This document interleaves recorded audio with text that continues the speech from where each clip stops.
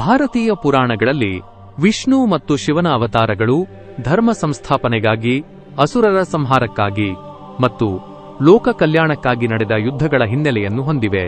ಆದರೆ ಸೃಷ್ಟಿಕರ್ತನಾದ ಬ್ರಹ್ಮದೇವನ ಅವತಾರಗಳು ಯುದ್ಧಭೂಮಿಯಲ್ಲಿ ಅಸ್ತ್ರಗಳನ್ನು ಹಿಡಿದು ಕಾಣಿಸಿಕೊಳ್ಳುವುದಿಲ್ಲ. ಅವುಗಳ ಉದ್ದೇಶವು ಕೇವಲ ವಿನಾಶವಲ್ಲ, ಬದಲಾಗಿ ಜ್ಞಾನದ ಪ್ರಸಾರ ಮತ್ತು ಸೃಷ್ಟಿಯ ನಿರಂತರತೆಯನ್ನು ಕಾಪಾಡುವುದಾಗಿದೆ. ಬ್ರಹ್ಮನ ಅವತಾರಗಳು ಕತ್ತಿಯನ್ನು ಹಿಡಿದು ಬರುವುದಿಲ್ಲ, ಬದಲಾಗಿ ಅವರು ಕಲಮನ್ನು ಹಿಡಿದು ಶಬ್ದದ ಮೂಲಕ ಸೃಷ್ಟಿಯನ್ನು ರೂಪಿಸುತ್ತಾರೆ. ಇಂದಿನ ಈ ವಿಡಿಯೋದಲ್ಲಿ ಬ್ರಹ್ಮದೇವನು ವಿವಿಧ ಯುಗಗಳಲ್ಲಿ ಹೇಗೆ ಜ್ಞಾನದ ಸಂಕೇತವಾಗಿ ಅವತರಿಸಿದನು ಮತ್ತು ಆ ಮೂಲಕ ಲೋಕಕ್ಕೆ ಹೇಗೆ ದಾರಿದೀಪವಾದನು ಎಂಬುದನ್ನು ವಿವರವಾಗಿ ತಿಳಿಯೋಣ. ಆದಿಕವಿ ಮಹರ್ಷಿ ವಾಲ್ಮೀಕಿ ಕರುಣೆಯಿಂದ ಹುಟ್ಟಿದ ಕಾವ್ಯ. ವಾಲ್ಮೀಕಿಗಳು ಕೇವಲ ರಾಮಾಯಣದ ರಚಯಿತರಲ್ಲ, ಅವರು ಆದಿಕವಿ. ಅವರ ಜೀವನವೇ ಒಂದು ರೋಚಕ ಬದಲಾವಣೆ. ಒಮ್ಮೆ ಅವರು ಕ್ರೌಂಚ ಪಕ್ಷಿಗಳ ಮಿಥುನವನ್ನು ನೋಡುತ್ತಿದ್ದಾಗ ಬೇಟೆಗಾರನೊಬ್ಬ ಗಂಡು ಪಕ್ಷಿಯನ್ನು ಬಾಣದಿಂದ ಹೊಡೆಯುತ್ತಾನೆ. ಆ ನೋವಿನ ದೃಶ್ಯ ಮತ್ತು ಹೆಣ್ಣು ಹಕ್ಕಿಯ ವಿಲಾಪವು ವಾಲ್ಮೀಕಿಗಳ ಹೃದಯದಲ್ಲಿ ಅಪಾರ ಕರುಣೆಯನ್ನು ಮೂಡಿಸುತ್ತದೆ. ಆ ಕ್ಷಣದಲ್ಲಿ ಅವರ ಬಾಯಿಯಿಂದ ಹೊರಬಂದ ಮಾತುಗಳು ಮಾ ನಿಷಾದ ಪ್ರತಿಷ್ಠಾಂ ಎಂಬ ಶ್ಲೋಕದ ರೂಪದಲ್ಲಿ ಹೊರಬರುತ್ತದೆ. ಇದು ಕೇವಲ ಕಾವ್ಯದ ಉಗಮವಲ್ಲ, ಇದು ಸೃಷ್ಟಿಯ ಮೊದಲ ಅಭಿವ್ಯಕ್ತಿ. ವಾಲ್ಮೀಕಿಗಳು ಕೇವಲ ರಾಮಾಯಣವನ್ನು ಬರೆದವರಲ್ಲ, ಅವರು ರಾಮನ ಜೀವನದ ಪ್ರತ್ಯಕ್ಷ ಸಾಕ್ಷಿಯಾಗಿದ್ದರು. ಅವರು ಜ್ಯೋತಿಷ್ಯ ಮತ್ತು ಖಗೋಳಶಾಸ್ತ್ರದಲ್ಲಿ ಅಪಾರ ಜ್ಞಾನವನ್ನು ಹೊಂದಿದ್ದರು ಎಂದು ಅವರ ಕೃತಿಯಲ್ಲಿನ ಗ್ರಹಗಳ ವರ್ಣನೆಯಿಂದ ತಿಳಿದುಬರುತ್ತದೆ. ಶ್ರೀರಾಮನೇ ಸ್ವತಃ ವಾಲ್ಮೀಕಿಗಳ ಬಳಿ ಬಂದು ಅವರನ್ನು ತ್ರಿಕಾಲಜ್ಞಾನಿ ಎಂದು ಕೊಂಡಾಡಿದ್ದನು. ಯುಗಗಳ ಬದಲಾವಣೆ ಕಂಡ ಈ ಮಹರ್ಷಿಯು ಬ್ರಹ್ಮನ ಜ್ಞಾನತತ್ವದ ಸಾಕಾರ ರೂಪವಾಗಿದ್ದರು.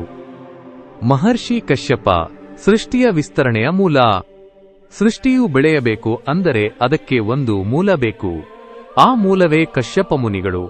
ಮರೀಚಿಯ ಮಗನಾದ ಕಶ್ಯಪರು ಬ್ರಹ್ಮದೇವನ ನೇರವಂಶವಾಹಿ.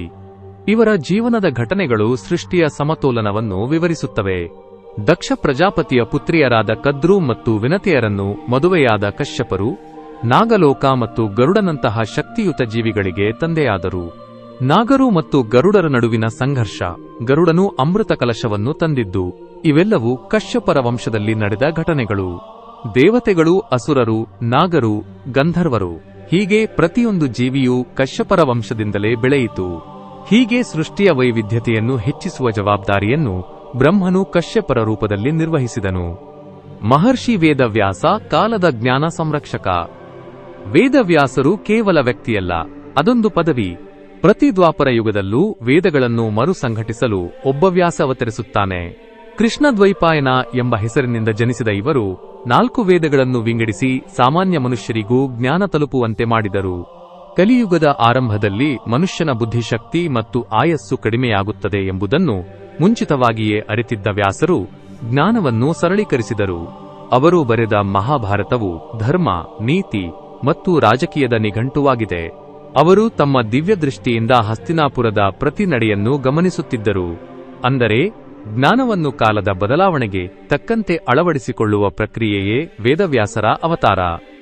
ವೈಖಾನಸ ಅವತಾರ, ಪೂಜಾ ವಿಧಿಗಳ ನಿರ್ಮಾತ್ರ. ಪೂಜಾ ಪದ್ಧತಿಗಳು ಮತ್ತು ಆರಾಧನಾ ವಿಧಿಗಳು ರಹಸ್ಯವಾಗಿ ಉಳಿದಿದ್ದಾಗ ಬ್ರಹ್ಮನು ವೈಖಾನಸ ರೂಪದಲ್ಲಿ ಅವತರಿಸಿದನು. ವಿಷ್ಣುವು ಸ್ವತಃ ಬ್ರಹ್ಮನಿಗೆ ಪೂಜಾ ವಿಧಾನಗಳನ್ನು ಕಲಿಸಿಕೊಟ್ಟನು ಎಂದು ಪುರಾಣಗಳು ಹೇಳುತ್ತವೆ. ಇದು ಕೇವಲ ಧಾರ್ಮಿಕ ವಿಧಿಯಲ್ಲ, ಭಗವಂತನಿಗೆ ಸಮರ್ಪಿಸಿಕೊಳ್ಳುವ ಒಂದು ಶಾಸ್ತ್ರೀಯ ಮಾರ್ಗ. ವೈಖಾನಸ ಭಗವತ್ ಶಾಸ್ತ್ರದ ಮೂಲಕ ಬ್ರಹ್ಮನು ಸೃಷ್ಟಿಯಲ್ಲಿರುವ ಪ್ರತಿಯೊಂದು ಜೀವಿಯೂ ಭಕ್ತಿಯಿಂದ ದೈವತ್ವವನ್ನು ಹೇಗೆ ತಲುಪಬೇಕು ಎಂಬುದನ್ನು ಕಲಿಸಿದನು. ಮಹಾಕವಿ ಕಾಳಿದಾಸ ಶಬ್ದದ ಮೂಲಕ ಸೃಷ್ಟಿ. ಬ್ರಹ್ಮನು ಪ್ರಪಂಚವನ್ನು ಸೃಷ್ಟಿಸಿದರೆ ಕಾಳಿದಾಸನು ಭಾಷೆಯ ಮೂಲಕ ಅದಕ್ಕೆ ಕಲಾತ್ಮಕ ರೂಪ ಕೊಟ್ಟನು.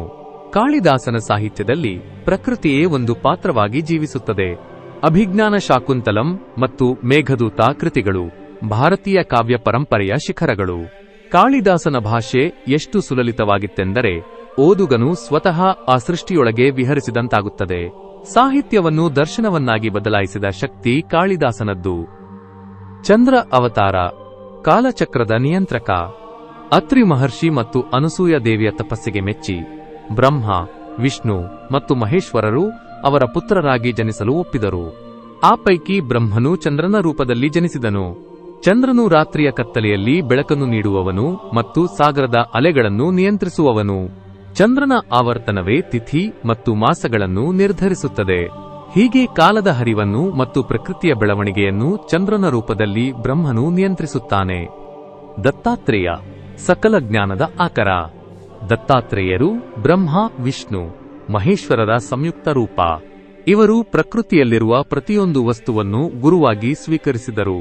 ಹರಿಯುವ ನೀರು, ಗಾಳಿ, ಭೂಮಿ, ಸೂರ್ಯ ಹೀಗೆ ಎಲ್ಲವೂ ನಮಗೆ ಒಂದಲ್ಲ ಒಂದು ಪಾಠವನ್ನು ಕಲಿಸುತ್ತವೆ ಎಂಬುದು ಇವರ ಸಂದೇಶ. ಪರಶುರಾಮನಿಗೂ ಜ್ಞಾನ ಬೋಧನೆ ಮಾಡಿದ ದತ್ತಾತ್ರೇಯರು ಜ್ಞಾನದ ಹರಿವು ಎಲ್ಲಿಯೂ ನಿಲ್ಲಬಾರದು ಎಂಬುದನ್ನು ನಿರೂಪಿಸಿದರು. ಈ 7 ರೂಪಗಳು ನಮಗೆ ತಿಳಿಸುವುದೇನೆಂದರೆ, ಸೃಷ್ಟಿ ಅಂದರೆ ಕೇವಲ ವಸ್ತುಗಳ ನಿರ್ಮಾಣವಲ್ಲ, ಅದು ಜ್ಞಾನ, ಕಾವ್ಯ, ಪೂಜೆ, ಕಾಲ ಮತ್ತು ಜೀವನದ ನಿರಂತರ ಹರಿವು. ಬ್ರಹ್ಮದೇವನು ಕೇವಲ ಒಮ್ಮೆ ಸೃಷ್ಟಿಸಿ ಸುಮ್ಮನಾಗಲಿಲ್ಲ, ಬದಲಾಗಿ ಯುಗಯುಗಾಂತರಗಳಲ್ಲಿ ಜ್ಞಾನದ ಮೂಲಕ ಸೃಷ್ಟಿಯನ್ನು ಪೋಷಿಸುತ್ತಲೇ ಇದ್ದಾನೆ. ಈ ಮಹಾನ್ ವ್ಯಕ್ತಿತ್ವಗಳ ಜೀವನವನ್ನು ಅಧ್ಯಯನ ಮಾಡುವುದೇ ಬ್ರಹ್ಮತತ್ವವನ್ನು ಅರಿಯುವ ಮೊದಲ ಮೆಟ್ಟಿಲು. ಸ್ನೇಹಿತರೆ, ಇತಿಹಾಸ ಮತ್ತು ಪುರಾಣಗಳ ಇಂತಹ ಮತ್ತಷ್ಟು ಅಚ್ಚರಿಯ ರಹಸ್ಯಗಳು ನಮ್ಮ ಚಾನೆಲ್ನಲ್ಲಿ ನಿಮಗಾಗಿ ಕಾಯುತ್ತಿವೆ. ಇಂತಹ ಆಳವಾದ ಮತ್ತು ಅಪರೂಪದ ವಿಷಯಗಳಿಗಾಗಿ ಈಗಲೇ ನಮ್ಮ ಚಾನೆಲ್ಗೆ ಸಬ್ಸ್ಕ್ರೈಬ್ ಮಾಡಿ. ಮುಂದಿನ ವಿಡಿಯೋದಲ್ಲಿ ಮತ್ತೆ ಭೇಟಿಯಾಗೋಣ. ಅಲ್ಲಿಯವರೆಗೆ ಕುತೂಹಲ ಸದಾ ಇರಲಿ, ಜ್ಞಾನದ ಹಸಿವು ಹೆಚ್ಚುತ್ತಿರಲಿ. ಯುಗಾಂಶ. ಯುಗಗಳ ಇತಿಹಾಸ, ವಿಜ್ಞಾನದ ರಹಸ್ಯ, ಇನ್ಯಾರೂ ಹೇಳದ ಸತ್ಯದ ಏಕೈಕ ಅಂಶ.